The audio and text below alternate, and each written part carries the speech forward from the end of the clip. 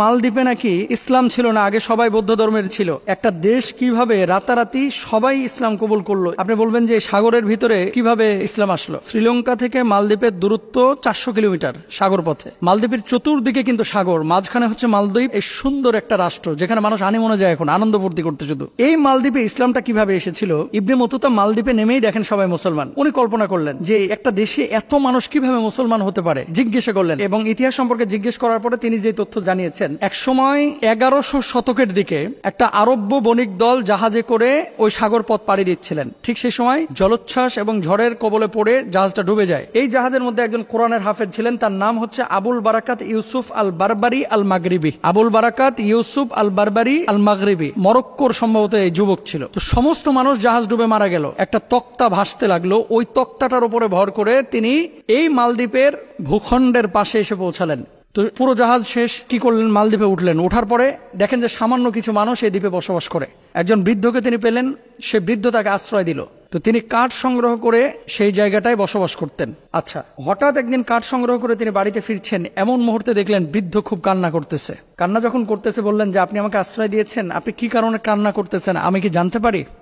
এরপরে তিনি বললেন যে আমাদের এই ভূখণ্ডটা যেহেতু সাগরের মাঝখানে, প্রতি বছর একটা নির্দিষ্ট সময় জ্যোতিষীরা গণকরা আমাদেরকে বলে যে একজন নারীকে উৎসর্গ করতে হবে সাগরে জীবন দিয়ে, তাহলে এই সাগর উত্তাল হবে না, আমাদের এই ভূখণ্ডকে ঠিক রাখবে। আপনি বলবেন এটা আবার কেমন কথা? আচ্ছা, মালদ্বীপে 1100 শতকের কথা আমি বলতেছি, কিন্তু উমর রাদিয়াল্লাহু তাআলা আনহুর জামানায় আপনারা নিশ্চয়ই জানেন ইতিহাস। আমর ইবনুল আস রাদিয়াল্লাহু তাআলা আনহু যখন মিশরের গভর্নর, উমর রাদিয়াল্লাহু তাআলা আনহুর জামানায় মিশরের নীল নদের পানি শুকিয়ে যাইতো প্রতি বছর। তো সেখানেও কিন্তু কুমারী নারীদেরকে উৎসর্গ করা হতো নদীর মধ্যে। এদেরকে উৎসর্গ করলে মানে মেরে ফেলা হতো, ওখানে জীবন দিতে হতো। জীবন দিলে তারপর আবার নদীর পানি ঠিক হতো। আসলে এমনি ন্যাচারালি এটা ঠিক হতো, কিন্তু মানুষের এটা ভুল ধারণা ছিল। উমর রাদিয়াল্লাহু তাআলা আনহুর কাছে আমর ইবনুল আস যখন চিঠি লিখলেন, আমর ইবনুল আস রাদিয়াল্লাহু তাআলা আনহু চিঠি লেখার পর উমর রাদিয়াল্লাহু তাআলা আনহু মিশরের নীল নদকে আদেশ করেছিলেন, ও নীল নদ, যদি তুমি আল্লাহর আদেশে প্রবাহিত হয়ে থাকো তাহলে আমি খলিফা ওমর আদেশ করতেছি মানুষের কল্যাণে তুমি প্রবাহিত হয়ে যাও। আর যদি তুমি নিজেই তোমার গতি, তোমার ধারাবাহিকতা, তোমার জলোচ্ছ্বাস, তোমার ঢেউ যদি নিয়ন্ত্রণ করে থাকো তাহলে তোমার ইচ্ছা তুমি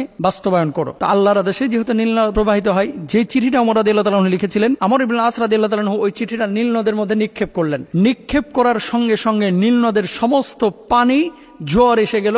নীলনদ যেমন আগে পরিপূর্ণ পানিতে ছিল, ঠিক সেরকম পানিপূর্ণ হয়ে গেল নীলনদ। সুবহানাল্লাহ। এটা উমর রাদিয়াল্লাহু তাআলা আনহু জামানার ঘটনা বলতেছি। তদ্রুপ ভাবে ইউসুফ বারাকাতি এই যুবক মুরব্বীকে বললেন, এই বৃদ্ধকে বললেন যে আপনার মেয়ের জন্য আপনি কাঁদতেছেন কেন? আজকে লটারিতে আমার মেয়ের নাম উঠেছে, 1 বছর পরে আমার এই মেয়েকে আজকে এই উৎসর্গ করতে হবে, রাত্রিবেলা সাগরের ধারে রেখে আসতে হবে এবং এখানে তাকে মেরে ফেলা হবে। তো যাই হোক, কে মেরে ফেলে? মূলত জিনের আসর ছিল, যেটাকে ইতিহাসবিদরা দৈত্যাকার একটা অবস্থা বলেছেন। মারা যাইতো ভয়ে আতঙ্কে। তো তখন এই যুবক যেহেতু কোরআনের হাফেজ ছিলেন, তিনি বললেন যে আমি এখানে অবস্থান করব এবং আপনি আমাকে সাজায় গুছায় দেন, আপনার মেয়েকে দেওয়ার দরকার নাই। তো সাজায় গুছায় দেওয়া হয়েছে, তাকে সাগরের ওখানে রেখে আসা হলো। রাজার সমস্ত সৈন্যরা অপেক্ষা করতেছে। পরবর্তী দিন সকালে আবার এরা এসে লাশ নিয়ে যায়। কোরআনের হাফেজ ছিল তো, ওখানে যাওয়ার পরে আল্লাহকে সাক্ষী রেখে বলেছে, আল্লাহ, হায়াত মৌতের মালিক আপনি, এই সাগরের জলোচ্ছ্বাসের মধ্যে থেকে আপনি আমাকে রক্ষণাবেক্ষণ করেছেন। আল্লাহ, যদি আজকে রাত্রে আমি মারা যাই, মানুষগুলো আমাকে আমার লাশটাকে নিয়ে যে দাফন করে দেবে, কিন্তু কোরআনের বদৌলতে যদি আপনি আমাকে রক্ষা করেন তাহলে মানুষগুলোর মাঝখানে আমার দাওয়াতি কাজ করাটা সহজ হবে। কোরআন তেলাওয়াত করলো সারা রাত,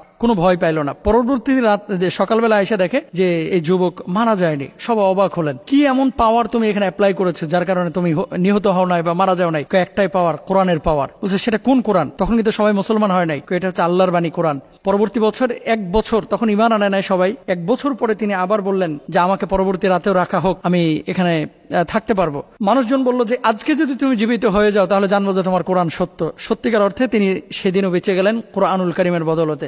রাজা তখন কে ছিল? রাজার নাম হচ্ছে সোনু রাজা। সোনু রাজা যখন তিনি বললেন যে পরবর্তী বছর তুমি যদি জীবিত থাকো তাহলে আমরা একসাথে সবাই ইসলাম কবুল করবো, 1140 সালের ঘটনা বলতেছি কিন্তু। তো পরবর্তী বছরও যখন তিনি জীবিত থাকলেন, এই সোনু রাজা তখন বললেন যে এর কিতাব মিথ্যা হতে পারে না, এই লোকটা মিথ্যা হতে পারে না। সাথে সাথে এই ভূখণ্ডের পুরো রাষ্ট্রের সবাই একসাথে ইসলাম কবুল করলেন। সুবহানাল্লাহ। এই তখন থেকে মালদ্বীপে মূলত সমগ্র মালদ্বীপে ইসলাম ছড়িয়ে পড়লো এবং এই দেশটা মুসলিম দেশ হয়ে গেল। পৃথিবীতে যতগুলো দেশ আছে এই দেশটা গুরুত্বপূর্ণ একটা দেশ সৌন্দর্যের দিক থেকে, এবং এখানে মুসলিম না হলে নাগরিকত্ব পাওয়া যায় না। এটা কিন্তু বড় একটা বিষয়। আল্লাহ তাআলা এই যে ঘটনা, এখান থেকে আমরা কি শিখলাম? আল্লাহ আমাদেরকে কি শেখাচ্ছে? কোরআনের পাওয়ার আছে, কোরআনের পাওয়ারে আল্লাহ তাআলা কোরআনটাকে যে মুআজিজা দিয়েছেন, এর মাধ্যমে অনেক কিছু সম্ভব। আল্লাহ বুঝ দান করুন।